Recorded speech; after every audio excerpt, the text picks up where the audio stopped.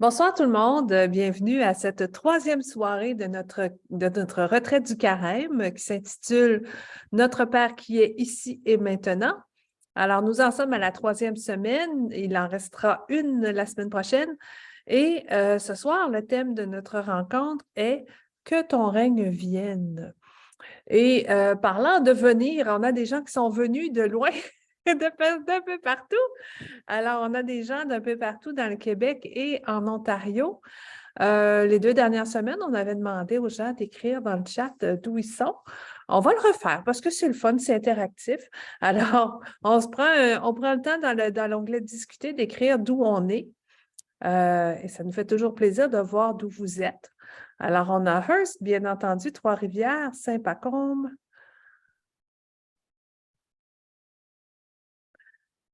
Alors, Gatineau, Québec, Rivière-du-Loup, La Malbaie, Cochrane, Mont-Carmel, et là, ça va vite, là. Ça va trop vite. Saint-Pascal, Kapuskasing, Rivière-du-Loup, Saint-Jean-Port-Joli, Ottawa, Winnipeg, Manitoba. Winnipeg. Mhm.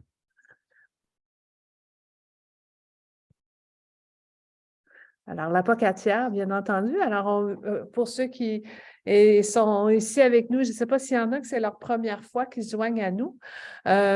Nous sommes, moi, de la Pocatière, du diocèse de la Pocatière, de l'unité centre, et Monseigneur Pierre-Olivier est à Hearst, en Ontario. Il est en ce moment chez lui.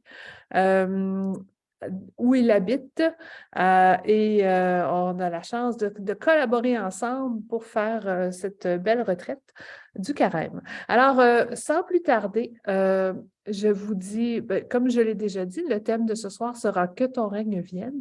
Et pour se mettre dedans, ce soir, j'ai un beau chant à vous proposer qui s'appelle, vous ne serez pas surpris du titre, « Que ton règne vienne ».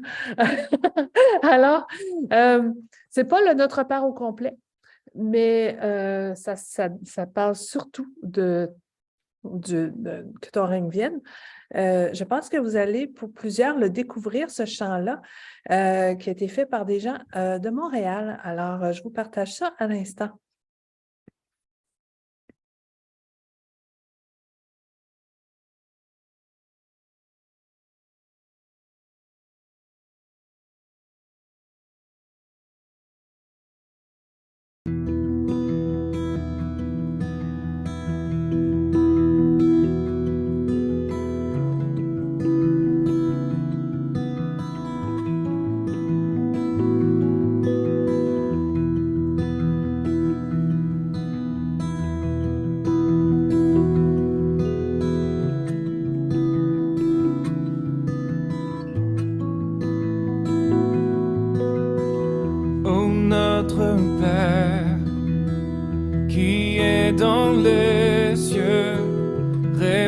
Ta gloire sur nos vies en ce lieu, que dans ce temple tu puisses régner, que ta présence soit toujours honorée.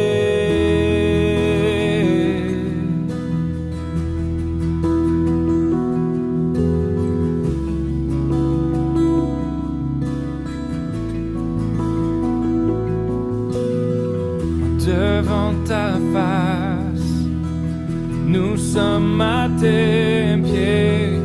Répands ta grâce sur nos vies, majesté. Que nos louanges célèbrent ton nom. Ton peuple chante d'un seul cœur. Nous crions, viens, Saint-Esprit, viens, Saint-Esprit, viens. Que ton règne vienne, que ton règne vienne sur terre comme au ciel.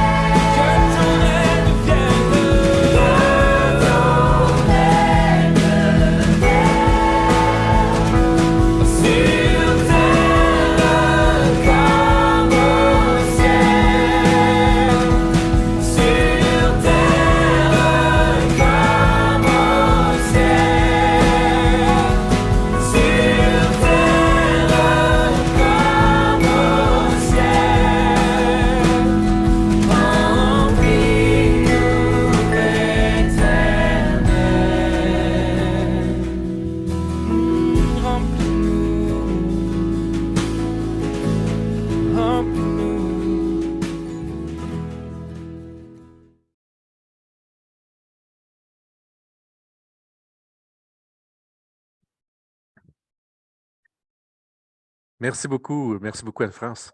Ça commence bien.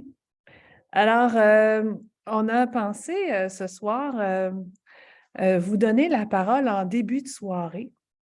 Alors, on lance tout de suite une question. Bien entendu, Monseigneur Pierre-Olivier est prêt, a plein de choses à nous dire parce que c'est un thème presque inépuisable, mais on voulait poser une première question. Et là, attention, on vous lance un défi.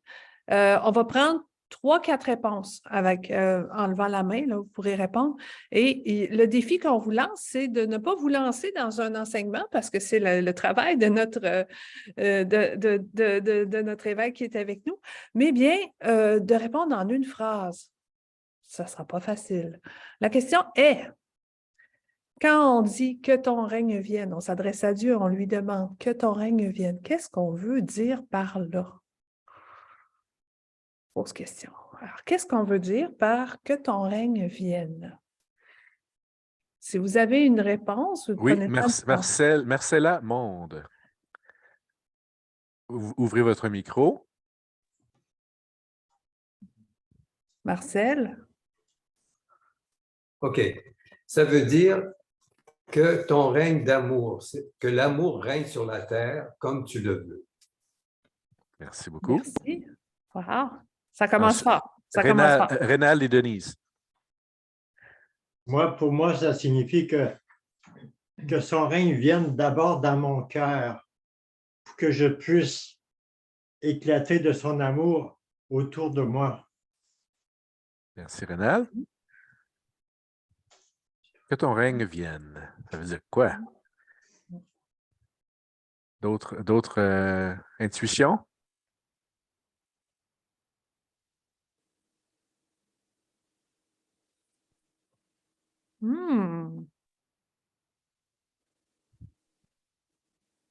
Peut-être qu'il y en a qui ont... Ah, Oui. Monique Olivier, oui. Oui, Monique. Puis ensuite, oui. Sylvie. Que ton règne vienne, c'est que ton royaume, le règne, c'est le royaume, donc il est en moi, il est en chacun de nous. C'est un royaume de paix, d'amour, de joie, de lumière. Merci. Sylvie Lafontaine. Que je réussisse à te retrouver aujourd'hui, à te reconnaître dans ce que je vis, dans tout ce que je vis dans ma journée, en tout cas, pour moi, c'est ça. Merci beaucoup. Christian Bourgon, lui, a écrit dans le chat « Laissez Dieu être Dieu, le Seigneur ». Ben, je pense qu'on a bien mis la table, Monseigneur Pierre-Olivier. C'est certainement un sujet probablement inépuisable. Il y a plusieurs façons de le comprendre. Et je pense qu'il y avait quelqu'un d'autre qui avait mis un commentaire dans le chat, là. Oui, ce royaume-là commence maintenant. Et oui, hein, comme dans Ici et maintenant, on pourrait dire. Alors, ben, je vous remercie tout le monde. Puis il y en a peut-être que cette phrase-là suscite plus de questions que de réponses. Et tant mieux si c'est le cas, parce qu'on est là pour ça. Essayez de trouver des réponses ensemble. Alors, sans plus tarder, on va donner la parole à Monseigneur Pierre-Olivier, qui nous a préparé bien des choses à ce sujet. Merci beaucoup. Déjà, je trouve qu'on a bien ouvert la question. Hein? Que ton règne vienne. Moi, je pense que c'est une des phrases du Notre Père qui est elle a beaucoup de punch là, pour moi, en tout cas, à titre bien personnel. Et ce soir, je veux vous proposer quelques éléments de réflexion par rapport à ça. Que ton règne vienne. Le règne de Dieu, c'est quoi? Ce n'est pas si clair que ça. C'est une image que Jésus emploie beaucoup dans la Bible. Puis, c'est pas clair. C'est pas vraiment clair. Tu sais? Puis, es-tu déjà là? Oui, mais pas encore. En tout cas, je vais y revenir. En tout cas, si vous lisez la Bible, parce que j'imagine que ça vous arrive des fois aussi, hein? Mais vous allez voir qu'il y a une chose dont Jésus aime parler, c'est le royaume ou le règne. Il parle beaucoup de ça. C'est comme si c'était au cœur de son message. On a dit que le règne de Dieu, c'était le centre du message de Jésus, ce qu'on appelle aussi, avec un mot grec, le kérygme. Donc, la proclamation de Jésus, c'est le royaume.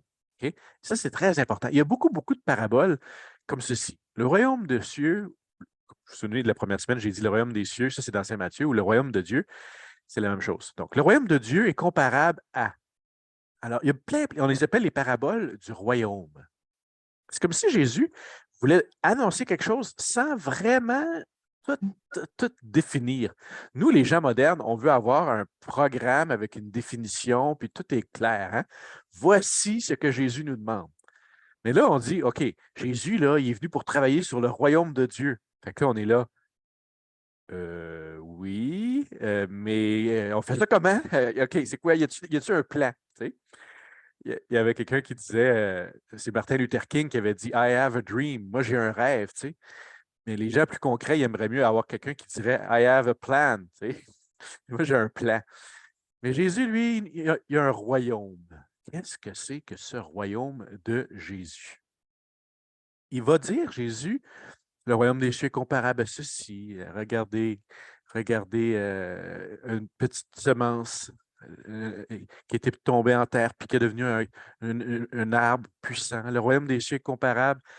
Et là, tu te dis, ouais, OK, mais il nous introduit au royaume, mais il ne définit pas le royaume. Ça, c'est super important. C'est comme si Jésus nous faisait entrer dans une expérience sans nous dire c'est ici que ça commence puis c'est ici que ça termine. Il y a quelque chose d'indéterminé, OK, dans la manière dont Jésus parle du royaume. Il ne veut pas complètement délimiter qu'est-ce que c'est le royaume. Alors ça, c'est un premier élément intéressant. Il y avait un de mes cours que j'ai beaucoup aimé. À Québec, vous connaissez notre ami Gilles Routier, donc professeur en théologie pratique. Alors, je vous raconte une scène qui est arrivée dans ma vie, moi, qui a été bien, bien importante. OK? Alors, il nous avait dit ceci. Je vous raconte une histoire, puis vous allez faire de la théologie pratique. OK? Alors, son histoire, c'était la suivante. Tous les vendredis soirs, Mme Sarah va dans un dépanneur s'acheter une bière, une bonne bière froide, un sac de chips, puis un billet de loterie. Ça, c'était son histoire. Et là, je me souviens, on était 18 dans la classe, tous des gens très engagés dans la foi. Puis là, il nous avait dit, ça c'est la phrase, vous allez faire une lecture théologique de ça. Je veux dire, où est Dieu dans toute cette histoire-là? Donc, l'histoire, c'est ça. Madame Sarah, tous les vendredis soirs, va au dépanneur, s'achète un sac de chips, une bonne bière froide, puis un billet de loterie. Et moi, je me souviendrai toujours quand on s'est retrouvés la semaine suivante, là, on avait tout réfléchi chacun. Puis... Alors là, on était dans l'idée, bon, Madame Sarah, elle a peut-être des problèmes de jeu, peut-être qu'elle a une dépendance au jeu. Elle a peut-être un problème d'alcool, elle prend une bière, puis un sac de chips. Puis on était tous dans l'optique de on veut sauver Mme Sarah. Hein? Pauvre Mme Sarah est toute seule. Pourquoi tous les vendredis soirs, elle se retrouve toute seule au dépanneur? Puis... Alors là, on avait toutes sorti nos affaires, puis des théories, puis des analyses. Puis c'était vraiment intéressant. Mais moi, je n'ai jamais oublié la réaction de notre professeur Gilles à ce moment-là. Il avait dit, moi, je pense qu'on part de l'idée qu'il manque quelque chose dans l'histoire de Mme Sarah. Okay? C'est comme si le royaume de Dieu,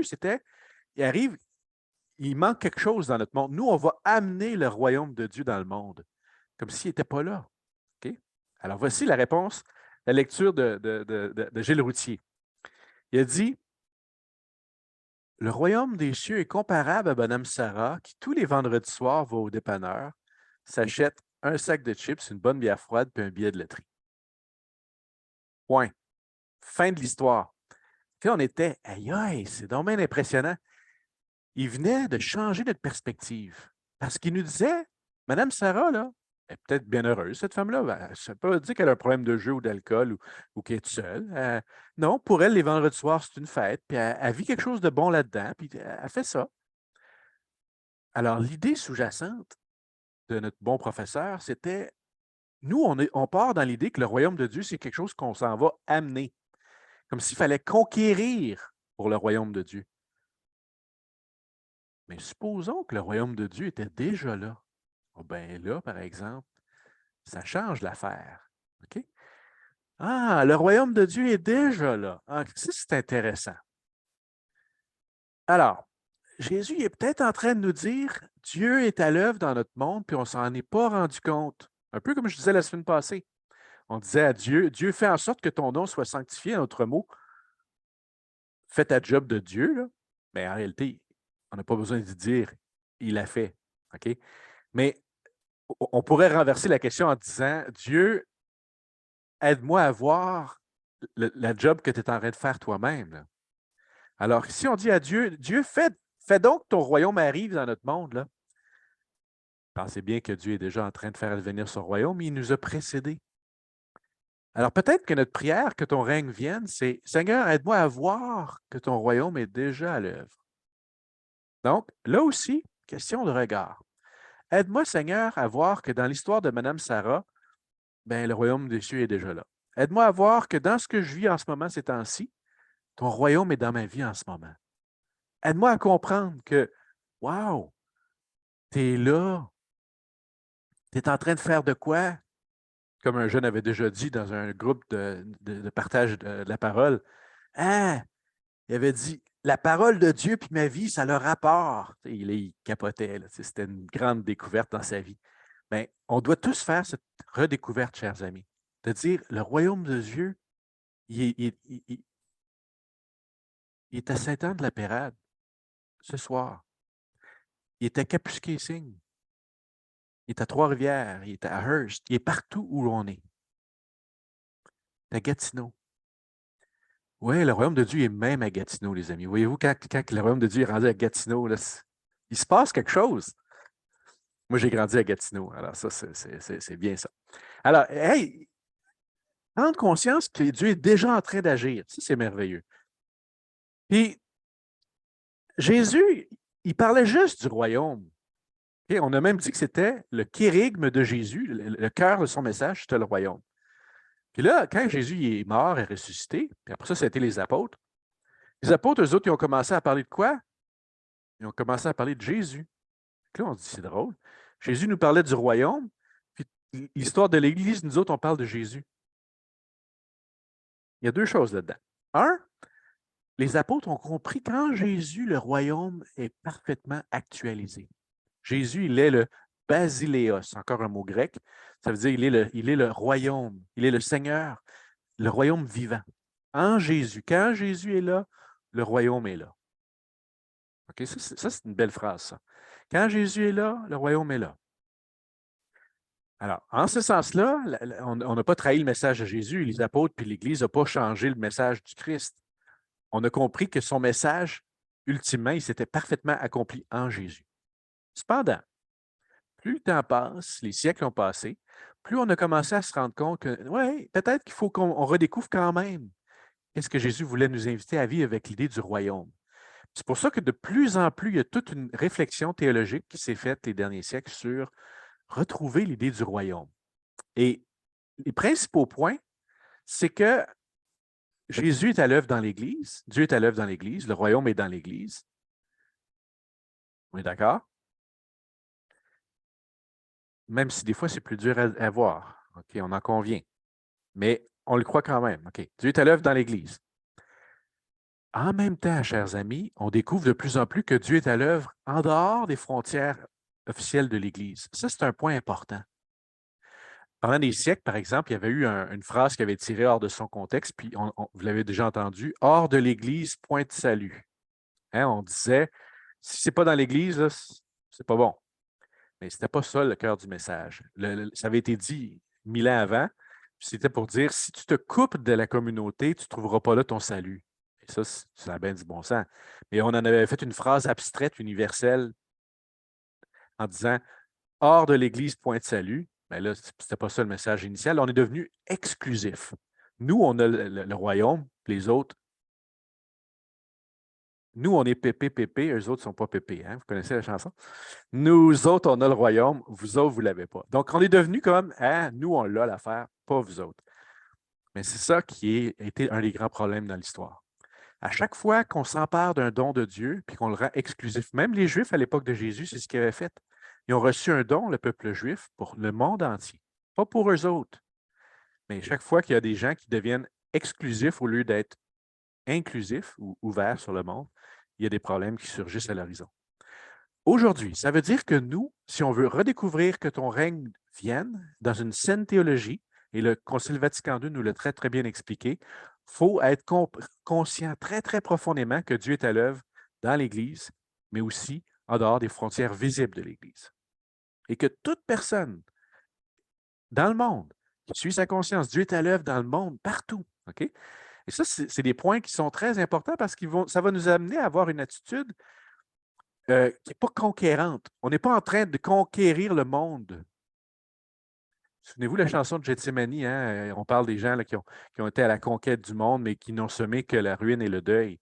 Chaque fois qu'on a une mentalité impériale, ça ne va pas bien, nos affaires. OK? Donc, le royaume nous oblige à une humilité. Dieu nous précède. Dieu est en dehors. On a encore des choses à apprendre. Que ton règne vienne, je reviens sur l'idée de l'école, hein, que notre Père m'édifie dans une attitude d'humilité. Le royaume de Dieu est déjà à l'œuvre bien avant moi. Et ça fait du bien d'entendre ça. OK? Alors, le royaume de Dieu va aussi amener l'Église dans une attitude de dialogue et non pas de monologue. Alors, ça veut dire que le pape François, il nous le redit encore et encore et encore. On est invité à une rencontre, à une culture de la conversation, de l'écoute, parce que Dieu nous précède. Et ça, cette attitude-là va vraiment, vraiment changer notre rapport aux autres. Mais là, on dit, est-ce qu'on est en train d'oublier le Christ, la vérité? Est-ce qu'on est en train de tout relativiser? Ce n'est pas ça qu'on fait. Parce que le Christ demeure le cœur. Le royaume de Dieu est lié à l'Église, mais il est en même temps plus large, plus complexe. OK? Il y a eu une seule définition du royaume dans la Bible, le royaume de Dieu. Je vous la dis parce que vous pouvez la chercher. Alors, c'est dans un épître de Saint Paul aux Romains, au chapitre 14, puis au verset 7. Voici ce que Saint Paul dit. Le royaume de Dieu est justice, paix et joie dans l'Esprit Saint. C'est intéressant. Donc, ça, c'est. Je parlais avec ma mère il n'y a pas longtemps, puis elle me disait justement ça. Tu sais. Ma mère est sage. Alors, elle me disait justement que le royaume de Dieu est justice, paix et joie dans l'Esprit Saint. Alors, c'est ça que ça veut dire le royaume de Dieu. Hey, c'est pas plus compliqué que ça. Mais en même temps, vous comprenez que ça, c'est Saint Paul. Jésus, lui, n'a pas défini. Mais on comprend que ça donne une couleur. Je trouve ça intéressant. OK? Alors, attendez un petit peu, comme ça. Voilà. Ça veut dire que quand on prie que ton règne vienne, on demande à Dieu de manifester son œuvre, son royaume. Seigneur, montre-nous ton royaume. Fais que ton royaume, qui est déjà en train de se faire, se fasse encore plus. Donc, il y a le déjà là et pas encore. Ça, c'est un deuxième élément que je vous dirais. On est toujours dans une tension.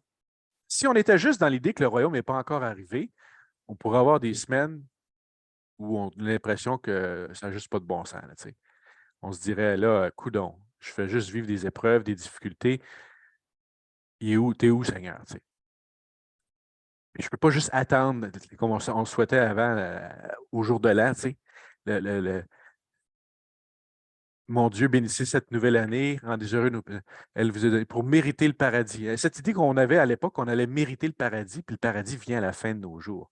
C'est pas ça. Ça ne peut pas non plus être l'inverse, où le royaume de Dieu est déjà là, parce que là, on dirait, hey, moi, je suis à Hearst, je suis dans le royaume de Dieu, j'ai atteint le summum du bonheur et de la plénitude. Que désirer de plus? La réalité, c'est que des fois, on voudrait s'installer. On voudrait que notre vie, on dirait, regarde, là, j'ai atteint le plein bonheur. Là. Non, il n'est pas encore. Donc, cette idée du déjà là et du pas encore me garde dans une dynamique en mouvement. Que ton règne vienne. OK? Donc, ça, c'est intéressant. Ça signifie que le projet de Dieu, il est déjà commencé dans l'histoire, mais il va s'actualiser, se compléter à la fin des temps. Ça, c'est la vision chrétienne. Alors, moi, j'ai toujours trouvé que cette tension-là, même si elle est fatigante, parce qu'elle est vraiment fatigante, là, mais en même temps, c'est ça qui nous fait vivre notre foi jusqu'au bout. Parce qu'on goûte déjà au paradis, au royaume, et en même temps, on ne l'a pas. C'est Saint Augustin qui disait, je ne te chercherais pas si je ne t'avais pas déjà trouvé. Mais parce que je t'ai trouvé, je te cherche encore. Voyez-vous? Alors, ça, c'est la dynamique chrétienne de la recherche de la quête qui est absolument magnifique. Alors, nous autres, donc, on va travailler au royaume de Dieu.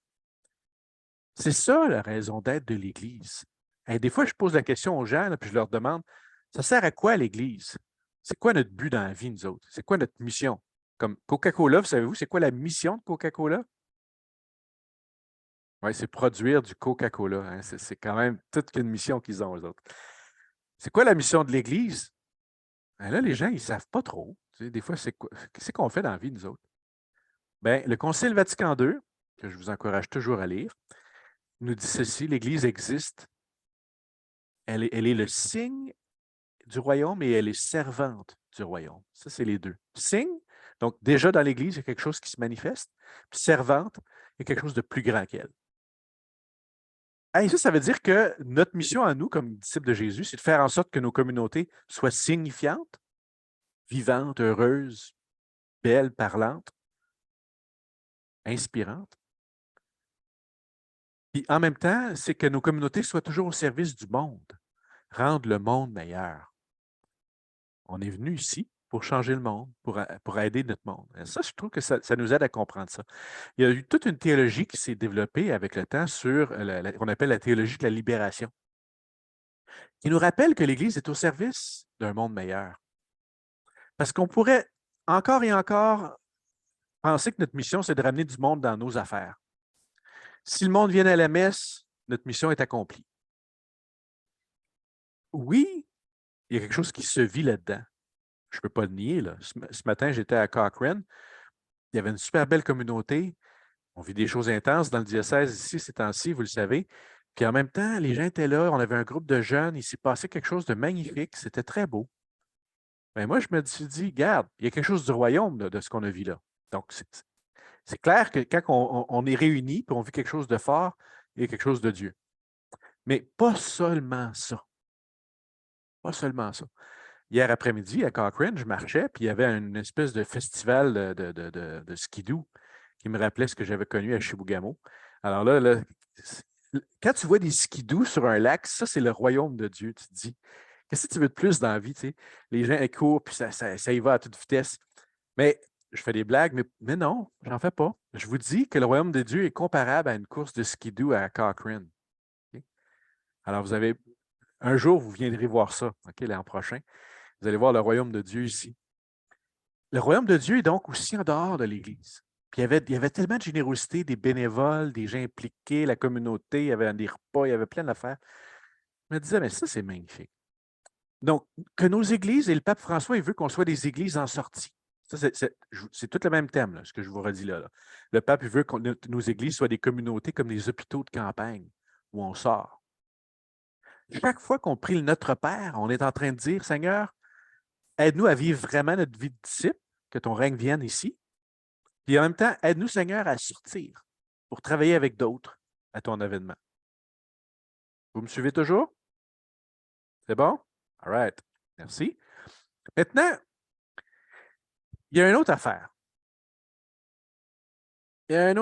C'est que le royaume de Dieu, on le comprend un petit peu, mais on ne le comprend pas tout non plus. Alors, des fois, on pourrait dire, ah là, j'ai compris quelque chose. Tu sais, on goûte quelque chose du grand mystère de Dieu. Mais en même temps, Dieu est toujours plus grand que tout ce qu'on peut imaginer. OK? Alors, écoutez bien ce que je vais vous dire là.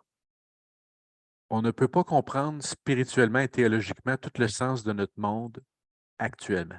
Il y a des choses qui sont encore difficiles à comprendre. Je vous donne 2 exemples. Pourquoi les Juifs ne sont pas tous devenus des chrétiens?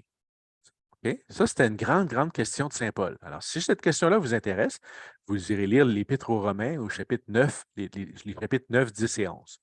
Et là, on voit Saint Paul faire une réflexion spirituelle très profonde. Il était troublé par cette question-là, lui. Il disait, c'est le peuple élu, on a reçu le don de Dieu, puis quand Jésus est venu, pourquoi ça n'a pas été accepté? Et il arrive à la conclusion que Dieu a permis ça pour que l'annonce de l'Évangile arrive à toutes les nations du monde. Puis il est dans l'espérance qu'un jour, le peuple juif, lui aussi, va goûter pleinement, d'une manière que Dieu sait, à son mystère. Alors, ce que Paul est en train de dire, c'est que l'histoire elle a un sens qui n'est pas encore pleinement compris. Ah, des fois, on voudrait tout comprendre sur notre monde, qu'est-ce qui se passe, puis là, on cherche des théories. Les dernières années, on a vu beaucoup de réflexions aux gens qui arrivaient avec des théories du complot, par exemple. On veut comprendre, c'est la faute à qui a fait quoi. On est dans des recherches, puis on pourrait, si je faisais un mot simple, c'est du grec, ça ne peut pas être un mot simple. Alors, c'est de la gnose. La gnose, c'est une volonté de savoir. Par un savoir secret, je comprends le sens de l'histoire. Paul, il nous dit, je ne comprends pas tout ce qui arrive avec l'histoire du peuple juif, mais je reste dans l'espérance. Un autre exemple, l'islam. Pour beaucoup de chrétiens, ça a été depuis des siècles un gros défi, l'islam. Parce que l'islam se présente comme une religion qui dépasse le christianisme. Pour eux autres, ils ont compris la révélation, puis pour eux autres, Jésus, c'est pas vrai qu'il est Dieu, c'est un messager, etc. Puis, il y a des chrétiens qui ont dit, ben, puisque l'islam est arrivé après le christianisme, et que le christianisme, en Jésus, il dit de lui-même, je suis la voie, la vérité, la vie. Donc, si Mohammed arrive avec son enseignement, nécessairement, il est un antéchrist, il est un contraire au message, il est un ennemi. Alors, on a compris, il y a des gens qui ont compris ça dans les siècles. Et là, je n'ai pas le temps ce soir de vous faire toute une théologie des religions, parce que ça, c'est des questions extrêmement complexes. Mais juste, si cette question-là vous intéresse, lisez les écrits de Christian de Chergé, qui est mort, un moine qui est mort en Algérie. Et lui, il dit, on ne peut pas réduire l'islam à ce que les humains en ont fait dans l'histoire. On pourrait dire la même chose de l'Église. On ne peut pas réduire le message de Jésus à ce que nous, les chrétiens, on en a malheureusement fait. On le voit bien, hein? On a des gros défis actuellement dans toutes les incohérences que nous avons commis. Alors là, on pourrait dire aux gens, écoutez, là, réduisez pas le message de Jésus à nos incohérences, s'il vous plaît. Le message de Jésus est plus grand que. Christian de Chergé disait la même chose avec l'islam. Il disait, ne réduisons pas l'islam à ses pires manifestations. Allons plus loin. En d'autres mots, il croyait, lui, qu'il y avait quelque chose du mystère de Dieu à l'œuvre dans l'islam. Et j'ai entendu d'autres grands théologiens spirituels dire quelque chose de ça. C'est plus facile de dire, ah, les musulmans, c'est ci, c'est ça, juger, entrer dans des dynamiques d'accusation, de compétition, d'adversité. Beaucoup plus difficile d'entrer dans une attitude d'humilité puis d'écoute mutuelle. Le pape François, il a passé plusieurs rencontres avec les chefs de l'islam. Il y en a qui ont de la misère avec ça. Jean-Paul II avait fait la même chose. Benoît XVI. Alors, pourquoi je vous dis ça? Vous allez dire, ouais, il n'y a peut-être pas tant de musulmans dans ma communauté où je vis, là. C'est correct. Mais ce que je nous dis là, c'est que quand on dit que ton règne vienne, on se situe dans une attitude, une identité humble. Seigneur, que ton règne vienne. Je ne possède pas ton royaume. Je ne comprends pas ton royaume. Je n'ai pas la pleine maîtrise de ton royaume. Aide-moi à rester dans cette humilité. Ça, c'est ce qui est le plus beau que nous, les chrétiens, on peut vivre aujourd'hui. Une attitude humble. On n'enlève rien au Christ. Le Christ lui-même s'est vidé de lui-même. Hein? On appelait ça la kénose, encore du grec. Alors, la kénose. Il s'est anéanti, s'est abaissé, Jésus, jusqu'à la croix. Alors, si le Christ a fait ce chemin-là, on est invité au même chemin. Bon, je ne voulais pas aller trop loin sur la question des religions, mais je veux quand même en parler parce que dans le monde actuel, on est invité à trouver une attitude juste. OK? On n'est pas dans l'exclusivisme. C'est quoi l'exclusivisme? C'est nous, on a la raison, on a la vérité, puis les autres sont tout en enfer. On ne croit pas ça. On n'est pas non plus dans un relativisme. Toutes les religions, c'est pareil, ça dit toute la même affaire, il n'y a aucun problème, il n'y a pas de différence. Ce n'est pas ça non plus. Ce n'est pas le message chrétien. Nous, on dit que le mystère de l'histoire humaine se joue en Jésus-Christ, mais d'une manière qu'on n'a pas toute saisie encore. Qu'un jour, on va comprendre dans le mystère de l'histoire. Moi, je trouve ça beau. Parce que ça me fait dire, il y a quelque chose d'unique en Jésus-Christ.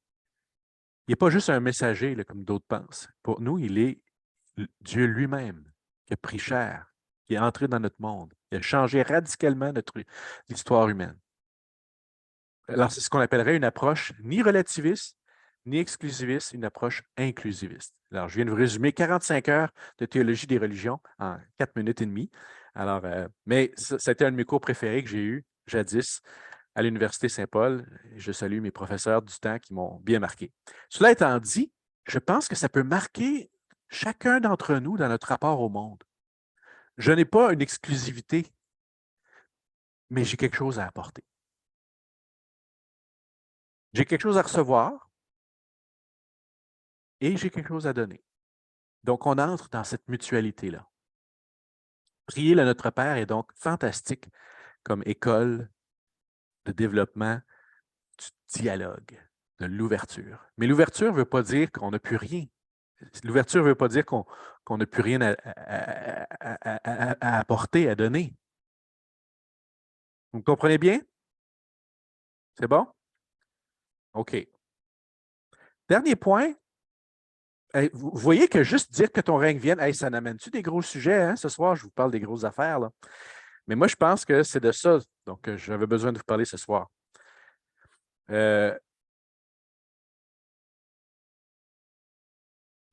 On a un roi. Et il s'appelle Charles II. Je pense que c'est ça, hein? C'est Charles II. Hein? Charles III, merci. Alors, Charles III. Charles III, c'est notre roi. On pourrait dire, on veut-tu avoir il y a des gens, on a vu des députés il n'y a pas longtemps au Québec, refuser de prêter allégeance au roi en disant, moi, je ne veux rien savoir de la monarchie. Puis là, Jésus, lui, nous parle qu'il est roi, tu sais. Même, écoute, il est devant le plus puissant bonhomme de son temps dans son coin, qui était Ponce Pilate, représentant l'Empire romain. Puis Ponce Pilate demande à Jésus, es-tu roi? Jésus dit, c'est toi qui dis que je suis roi. Tu sais. Mon royaume n'est pas de ce monde. Ça, c'est les phrases de Jésus. Mais quelle phrase extraordinaire. Jésus a pris l'image de la monarchie, mais l'a renversée. Notre roi, nous, ce n'est pas un roi à la manière de Charles III. J'espère que je ne vous déçois pas en disant ça. Peut-être que je vous réjouis au contraire en disant ça. À vous d'en juger. Mais ce que je dis, c'est que si Jésus est notre roi, ce n'est pas à la manière de la monarchie telle qu'on les a vus souvent à l'œuvre dans l'histoire. Jésus même, il dit dans l'Évangile, hein, les rois de ce monde font savoir leur puissance. Hein. Ils écrasent, ils dominent. Parmi vous ne doit pas en être ainsi. La monarchie, le royaume, il est renversé. C'est celui qui veut devenir le plus petit, qui devient serviteur, qui entre dans une dynamique du don de sa vie. Alors, la monarchie que Jésus emploie, c'est une monarchie d'amour. On l'a dit tout à l'heure en commençant. Hein, plusieurs d'entre vous avaient nommé que le royaume de Jésus, c'est un royaume d'amour. Mais vous voyez qu'il y a quelque chose de très puissant là-dedans. Jésus ne conquiert pas avec les épées. Celui qui prendra l'épée périra par l'épée. Alors Jésus, il ne demande pas qu'on renverse les puissances du monde. Parce que les Juifs, hein, il y avait un groupe qui s'appelait les Zélotes. Eux autres, leur objectif, c'était de renverser César puis retrouver la monarchie. Et on pourrait établir la monarchie à Hearst. Moi, j'aimerais ça. Ça serait comme le royaume de Hearst, le royaume du Nord. Il faudrait qu'on trouve le King of the North. Hein? Là, on aurait toute qu'une affaire. Ça serait incroyable. Mais non, c'est pas ça. Jésus ne met pas en cause les pouvoirs de terrestres. Et là, il faut que j'explique quelque chose de très important. Il y a une phrase qui a changé l'histoire du monde, peut-être plus que bien d'autres, de Jésus. C'est celle-ci, « Rendez à César ce qui est à César et rendez à Dieu ce qui est à Dieu. » Bon, mais là, je pourrais vous parler pendant 45 heures sur cette question-là, mais je ne le ferai pas.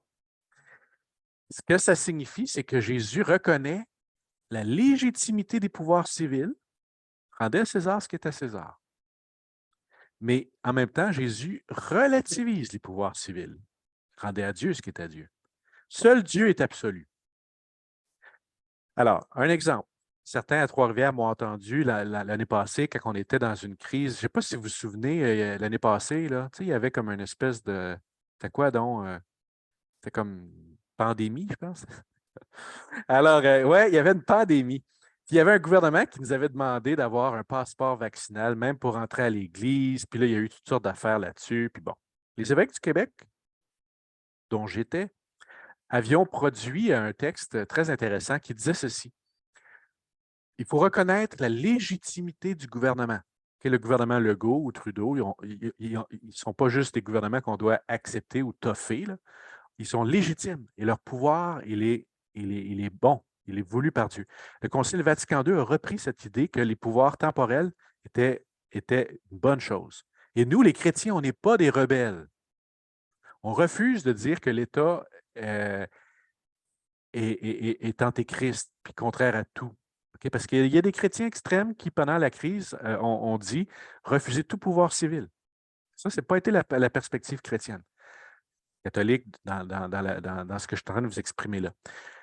Le pouvoir, mais par contre, il faut bien être clair, hein? François Legault n'est pas Dieu, OK? Si tu m'écoutes, François, je suis désolé de t'apprendre ça, mais non, François Legault n'est pas Dieu. Donc, ça veut dire qu'on n'est pas servile envers l'autorité civile. On n'est pas en train de tout prendre tout ce qui est dit par le pouvoir civil. On a le droit d'être de façon loyale et critique, d'être des citoyens à partir de notre foi chrétienne. Alors, si on a, nous, aujourd'hui, à se positionner, OK, sur plein d'enjeux dans le monde actuel, bien, on va le faire avec respect, loyauté, admiration, participation. On va reconnaître le bien qui se fait dans nos pouvoirs civils. On va même soutenir nos institutions démocratiques. Et ça, c'est très important dans un monde où actuellement, la démocratie est toujours en danger. Nous, on soutient fondamentalement la démocratie, les institutions. En même temps, on est toujours comme un chien de garde pour éviter la divinisation des pouvoirs. Parce qu'actuellement, dans le monde, il y a des tendances vers l'autocratisme, la dictature. Et toutes ces choses-là vont contraire au projet de Dieu qui est que les pouvoirs entre nous sont un service. Jésus a défini le pouvoir comme un service. Que ton règne vienne, ça veut donc dire que nous, on n'est pas en train de se couper du monde. On n'est pas des rebelles qui allons vivre sur une planète, sur la Lune ou dans le nord de l'Ontario, dans des endroits retirés. Hein. Il y a des gens là, qui, à une certaine époque, là, ils attendaient la fin du monde, puis s'en allaient vivre dans les bois parce qu'ils refusaient les pouvoirs. Ils disaient on vit sous l'emprise du démon, puis ça va bientôt être l'antéchrist, puis la fin des temps. Alors, on se coupe du monde, on se retire. C'est pas ça qu'on fait. Que ton règne vienne, on n'est pas en train de dire que Dieu n'est pas à l'œuvre dans notre monde. On n'est pas en train de se couper des pouvoirs politiques. On est donc en train de dire, au contraire, qu'on a quelque chose à faire, à travailler avec nos frères et sœurs pour rendre notre monde plus juste, plus écologique, plus équitable. Vous me suivez? C'est ça qui fait qu'on engage profondément notre monde. On ne se coupe pas du monde, on ne se retire pas du monde. Que ton règne vienne, c'est donc pas une prière de désengagement, c'est une prière d'engagement. Que ton règne vienne, ce n'est pas une prière de fuite du réel, c'est une prière d'engagement du réel. Chaque fois donc qu'on va dire que ton règne vienne, on est en train d'accepter de s'engager. Puis de dire, ben, Seigneur, je vais faire une part aussi avec toi. Alors, chaque fois que l'Église est devenue trop puissante, ça n'a jamais été bon. Hein? Au 4e siècle, quand les empereurs romains se sont convertis, avec des guillemets ici, on a pensé, vous lirez les textes de Saint Eusèbe de Césarée. Salut à toi, Saint Eusèbe. Saint Eusèbe, il était sûr, lui, qu'on avait un grand moment dans l'histoire du monde. On venait de christianiser l'Empire romain. Puis après ça, l'empereur Théodose, vers 372, là, il a fait du christianisme une religion d'État. Et là, on avait des moyens. L'État au service de l'annonce de Jésus-Christ. Ils ont construit des basiliques puis plein d'affaires. 1700 ans plus tard, il y a des théologiens qui se posent des fois des questions. C'est quelque chose, ces théologiens-là. Et là, ils se demandent si, OK, on a peut-être christianisé l'Empire, mais on a aussi impérialisé le christianisme. Et là, le christianisme qui était vécu dans des maisons, dans des petits groupes, est devenu une religion puissante, qui conquérait, qui imposait le christianisme avec l'épée puis l'Empire. Puis là, on allait conquérir les peuples au nom de notre bannière avec la croix dessus. Et le christianisme est devenu une nouvelle forme de colonialisme, d'impérialisme, de conquête. C'est triste, parce qu'au fond, ce n'est pas ça qui était l'affaire du départ. Encore là, je pourrais vous parler pendant 45 heures sur l'histoire de l'Église ici, mais je ne le ferai pas. Cependant, je pense qu'on doit aujourd'hui reconnaître que cette prière que ton règne vienne, on doit la prier avec beaucoup d'humilité et non pas d'orgueil. Que ton règne vienne. Regardez-moi, j'ai une belle épée ici, hein, elle est magnifique. Ça, c'est une épée que j'ai reçue des Chevaliers de Colomb, mais elle me sert à ouvrir mes lettres. C'est tout, c'est la seule chose qu'elle sert. Mais si on prend l'épée, dit Jésus, on va périr par l'épée. Et l'épée, finalement, on pense qu'elle nous sert, mais c'est nous qui servons l'épée. OK? Dieu ne veut pas qu'on soit des soldats, des conquérants, des impérialistes. Alors, ça veut dire qu'on a un travail immense à faire pour changer notre manière de vivre le christianisme. Moi, je pense qu'on est en train de perdre les derniers éléments de cette chrétienté. Le christianisme est toujours vivant. Puis, je suis certain qu'il va continuer son chemin. Mais peut-être pas dans une forme dominante comme on a connu, où tout le monde était chrétien, puis que tout était clair, puis notre société. Moi, je pense qu'on est appelé à redevenir comme les premiers chrétiens, qui se réunissaient dans les maisons, en toute simplicité, sans des grands moyens financiers, sans avoir toutes les puissances culturelles. Écoute, c'est le fun quand Michel-Ange, puis tous les peintres et les artistes et les musiciens composent de la musique au nom du christianisme.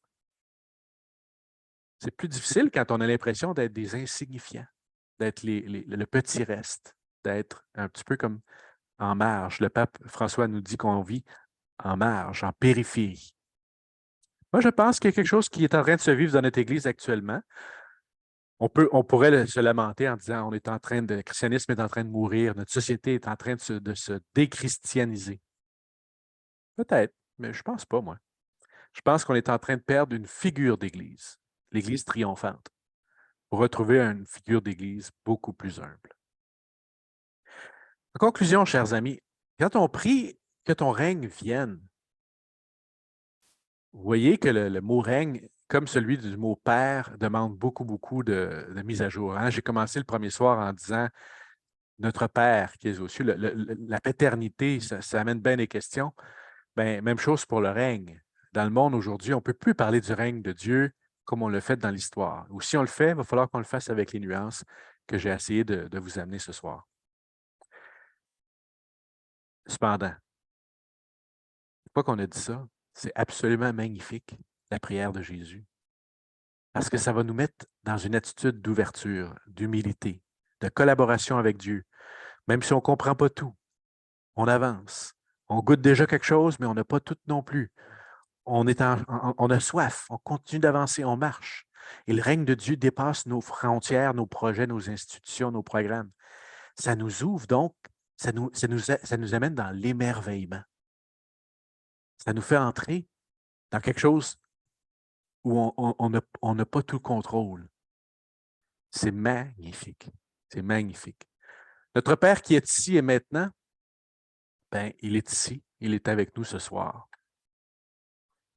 Anne-France va maintenant vous présenter quelques questions et je vais vous inviter à prendre un moment personnel. Donc, on va se prendre 10 minutes jusqu'à 8h10. Alors, voici les questions. Quels sont les signes visibles du royaume de Dieu dans le monde, dans ma vie? Alors, ça revient à dire que le règne de Dieu est déjà là. Okay?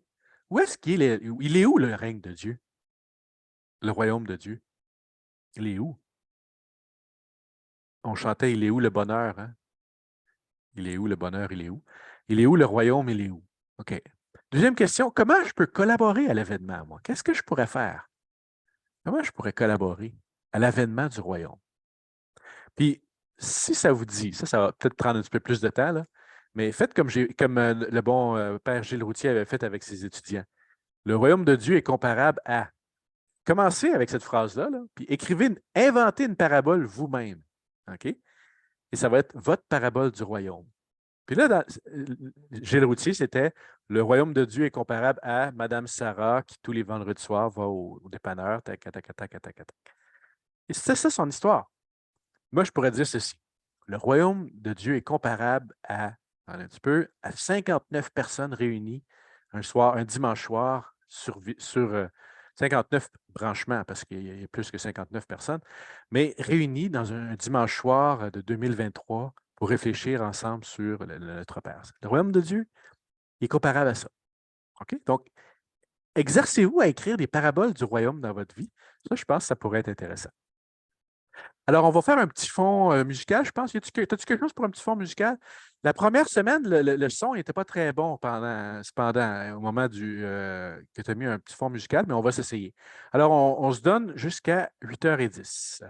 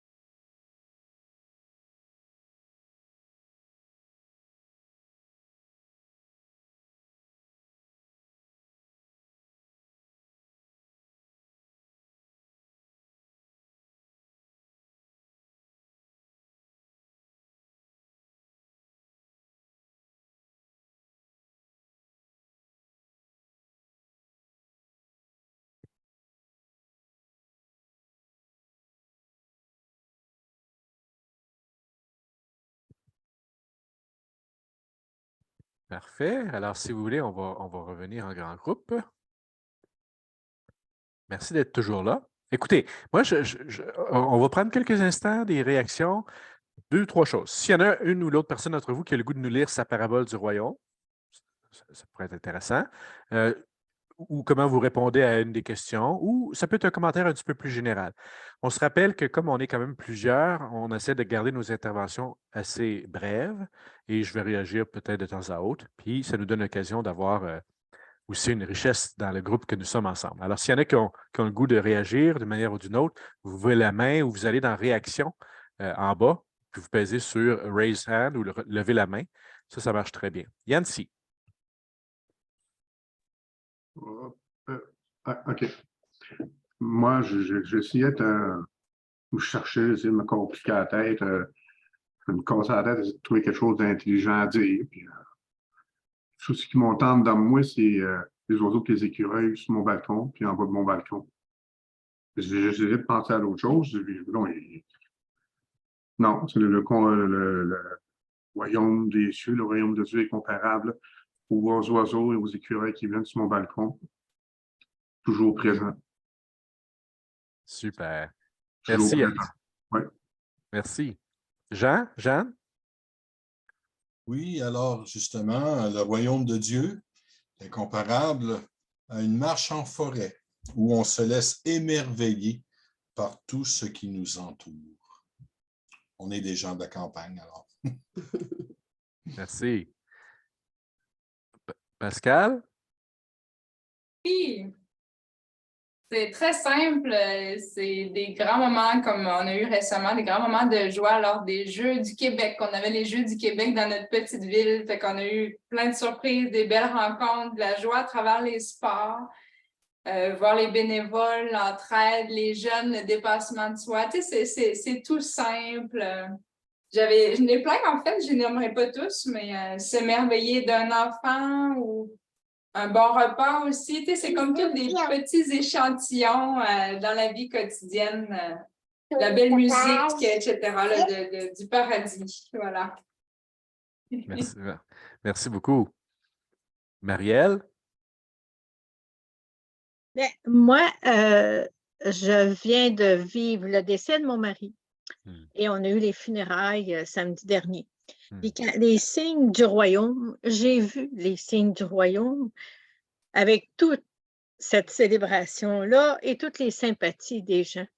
C'est vraiment déjà le royaume, un bout de royaume que j'ai vécu à ce moment-là, qui est réconfortant. Merci. Puis permets-moi, et au nom du groupe ici, de t'offrir ce soir aussi toutes nos condoléances, puis nos prières aussi pour ton mari, pour toi, puis pour toute ta famille. Merci. Sonia, Dave?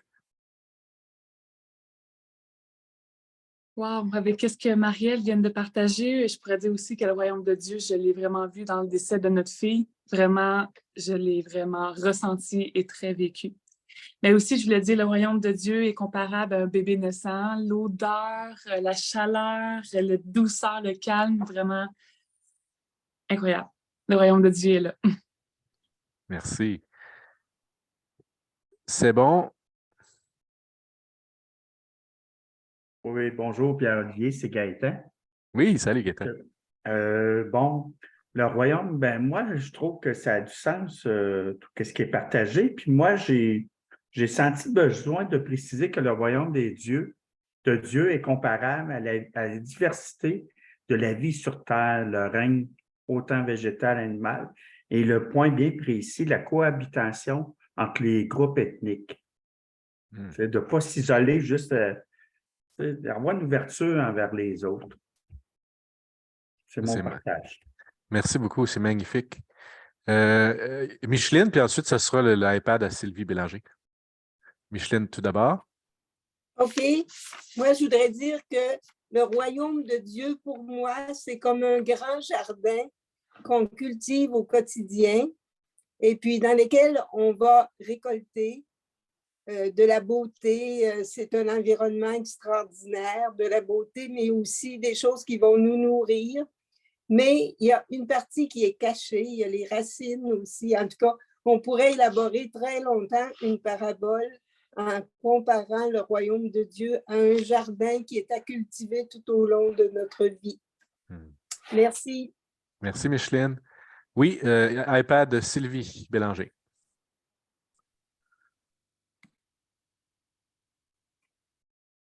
Ça, c'est Luc. Luc. Alors, Luc, tu peux ouvrir ton micro.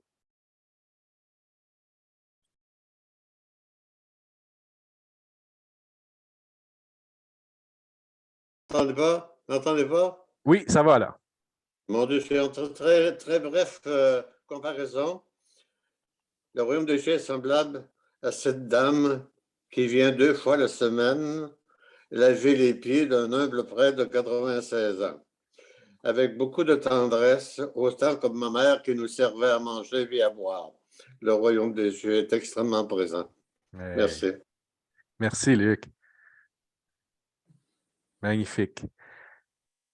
C'est beau, le royaume de Dieu. Y en a-t-il d'autres? J'essaie de voir s'il y a des gens que je n'ai pas vus. Hey, mais Teresa, salut, je ne t'avais pas vu. Hey! Alors, d'autres qui voudraient nous partager leur parabole du royaume? Oui, Alphée Pelletier. Oui, bien, le royaume de Dieu, c'est aujourd'hui chez nous. Il y a 2-3 semaines, notre plus jeune, parce qu'on a quatre enfants, avait demandé à mon épouse qui a une santé aussi que ça, si elle pouvait venir fêter son plus jeune, qui avait 2 ans, aujourd'hui, à la maison. Ma femme a accepté. Aujourd'hui, nos 8 enfants hébreux, nos 10 petits-enfants se sont retrouvés à la maison. Tout le monde a fait ensemble. On a dîné à pizza ce midi, puis ce soir, en tout cas, avec ce qui restait finalement. Puis la journée s'est passée dans la joie, puis tout le monde a socialisé dans la paix, le bonheur, puis ce soir, tout le monde est parti. Chez nous, moi, aujourd'hui, c'est un exemple de royaume de Dieu, mais je tiens juste à souligner que le royaume de Dieu est venu parce que ma femme a accepté la demande, a accueilli la demande. Si on avait décidé de ne pas l'accueillir, on n'aurait pas vécu le royaume de Dieu aujourd'hui, ou on l'aurait vécu différemment. Merci beaucoup, Alphée. Puis vous voyez que... Il y a des commentaires aussi dans le chat là, qui ont été écrits. Là. Juste pour terminer, c'est que dans la Bible, on voit qu'il y a des personnages qui ont dit oui à Dieu. Marie a dit oui. Et parce qu'elle a dit oui, le royaume de Dieu est arrivé sur terre. Hein. Il y a le mystère. Donc, Alphée, ton épouse, elle a dit oui. Et un simple oui a changé la suite des choses. Hein. Oui, car Karen nous dit le royaume de Dieu est comparable à l'amour familial de façon ouverte et inconditionnelle, ouverte à l'apprentissage, l'amour en toute liberté. Joe propriétaire lui écrit « Dans ma vie, le royaume est composé de mes 4 fils, 4 enfants vivant du côté de mon mari, mes petits-enfants, 4 arrière-petits-enfants, avec mes frères et sœurs et amis qui m'entourent. » Ça, c'est le royaume de Dieu. Magnifique, ça. Rénal, oui? Pour moi, le royaume de Dieu, c'est comme quand on rencontre un jeune couple qui veulent faire baptiser leur enfant, qui sont tous émerveillés de voir cet enfant-là qui vient d'eux autres. Puis, toute la joie qu'ils ont de nous dire qu'ils veulent transmettre les meilleures valeurs pour que l'enfant puisse grandir heureux à travers ces valeurs-là. Moi, c'est vraiment un moment de royaume de Dieu à chaque fois. Magnifique. Merci. Oui, Sylvie? Ben moi, le royaume de Dieu, en fin de semaine, je l'ai vécu avec des amis. On a vécu une fin de semaine de ressourcement cursilis. Tout l'amour de Dieu qui sort de tous les témoignages qu'il y a là, c'est une pépinière de chrétiens à venir. Je trouve ça extraordinaire, puis je suis encore tout emballée de ça. Fait que, moi, vous dire, il y a du beau qui se vit. Merci. Oui, Joe propriétaire, c'est Josette. Merci, Josette. Monique.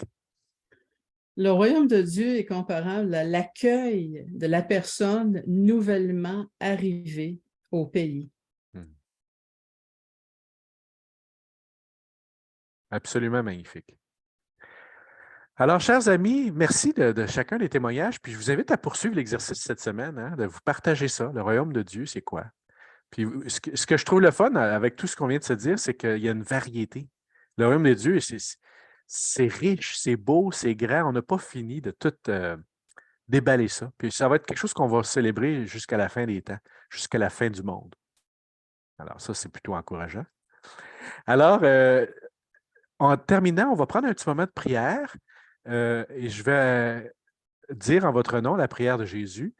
Vous autres, vous gardez vos micros fermés pour pas la cacophonie, mais vous prierez avec moi si vous le voulez. Puis ensuite, en terminant, on aura deux, trois petites choses là, pour terminer. Donc, prenons un petit instant pour se déposer tout le monde.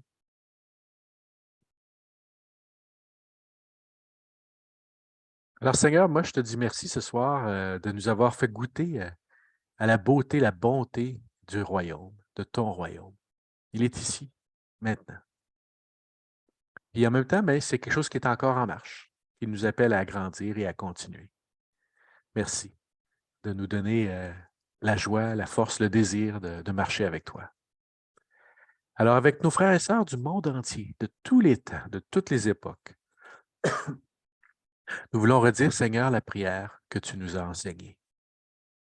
Notre Père, qui es aux cieux, que ton nom soit sanctifié, que ton règne vienne, que ta volonté soit faite sur la terre comme au ciel.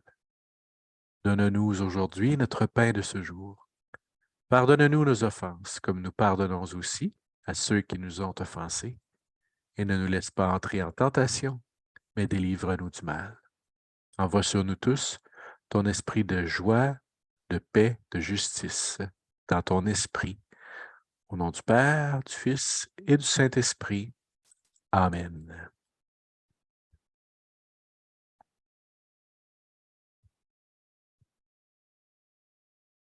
Alors, Pierre-Olivier, avant de faire les mots de la fin, je veux juste rappeler aux gens.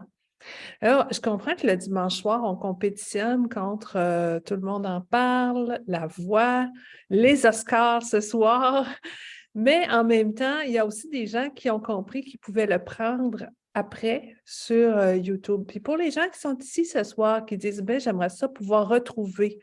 On a envoyé les liens des 2 premières semaines avec votre appel aujourd'hui. Mais si vous les perdez, ce n'est pas difficile. En allant sur YouTube et en tapant « Retraite du carême », dans les premiers choix, on voit la face de Pierre-Olivier Tremblay. et là, il y a déjà la semaine 1 de 4, puis 2 de 4 qui sont là. À peu près dans le milieu de la semaine, vous allez retrouver la semaine 3 de 4, qui est celle-ci.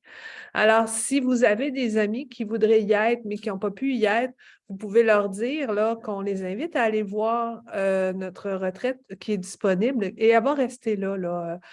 Donc, c'est sur la chaîne YouTube de l'Église de Sainte-Anne de la Pocatière. Alors, en ce moment, là, Monseigneur Pierre-Olivier vient de nous mettre le lien dans le chat, mais c'est certain, quand on va fermer la rencontre, vous allez le perdre, ce lien-là, mais en allant, là, en tapant Retraite du carême, vous allez le retrouver. On vous lance aussi l'invitation pour la prochaine semaine, encore à la même heure. Vous avez le droit d'inviter des gens. Là, le lien est le même. Alors, si c'est le même lien pour les 4 semaines, on va quand même leur envoyer. Mais si vous avez des amis à qui vous voulez, qui aimeraient peut-être venir, mais qui ne sont pas inscrits, puis qui ne savent pas comment s'inscrire, vous pouvez tout simplement leur envoyer, leur transférer le courriel que vous avez reçu aujourd'hui. Ça va être le même lien la semaine prochaine et ce n'est pas nécessaire qu'ils passent par toutes les étapes pour s'inscrire. On est entre amis puis on se fait confiance. Alors, voilà. Avant de vous proposer le chant de la fin, je vais laisser le dernier mot à Monseigneur Pierre-Olivier. Moi, juste une petite chose, Pierre-Olivier. Quand je suis arrivé tout à l'heure, je te voyais avec le casque sur le micro et je me disais, on dirait un pilote d'avion. Un pilote d'avion de ligne qui est en charge de la sécurité de gens qui transportent. Ben, c'est un peu ça. Tu transportes un message. Tu transportes la parole de Dieu à travers mon diocèse. Merci. Merci, Yancy. C'est beau? Yes. Alors, ben merci. Puis oui, on est dans le même avion.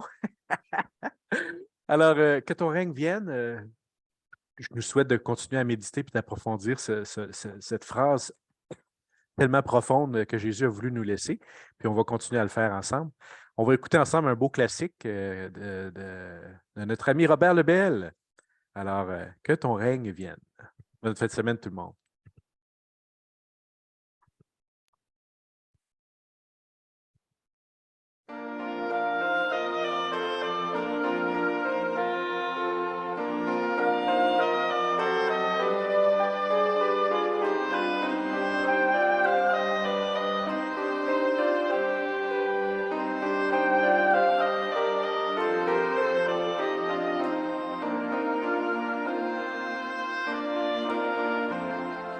Là où il y a la haine, que surgisse ton amour. Là où il y a le doute, que s'élève un chant de foi. Que ton règne vienne comme l'aube sur la nuit. Que ton règne vienne, qu'il éclaire et change notre vie. Là où règnent les ténèbres, que paraisse ta clarté. Là où cesse l'espérance, que s'élève un chant d'espoir. Que ton règne vienne comme l'aube sur la nuit. Que ton règne vienne, qu'il éclaire et change notre vie. Là où naissent les discordes, que s'installe l'unité. Là où il y a la guerre, que s'élève un chant de paix. Que ton règne vienne comme l'aube sur la nuit. Que ton règne vienne, qu'il éclaire et change notre vie.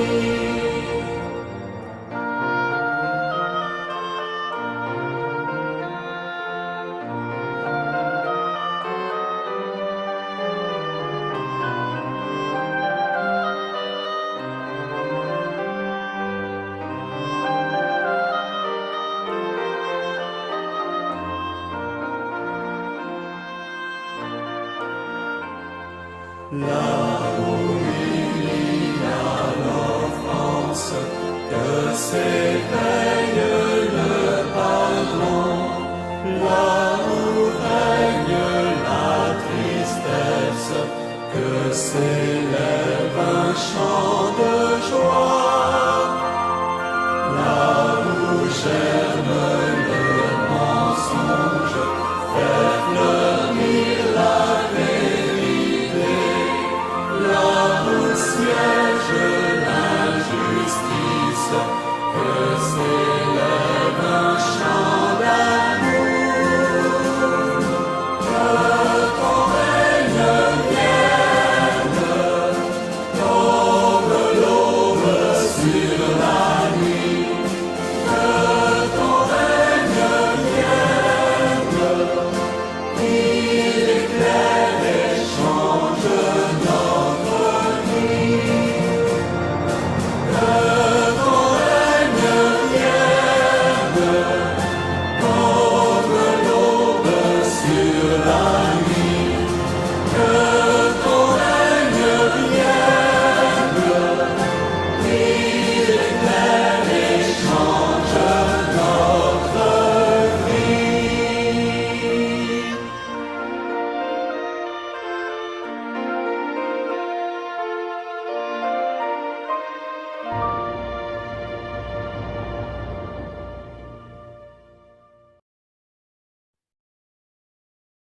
Merci beaucoup tout le monde. Bonne fin de semaine. On se revoit. Bonjour, merci.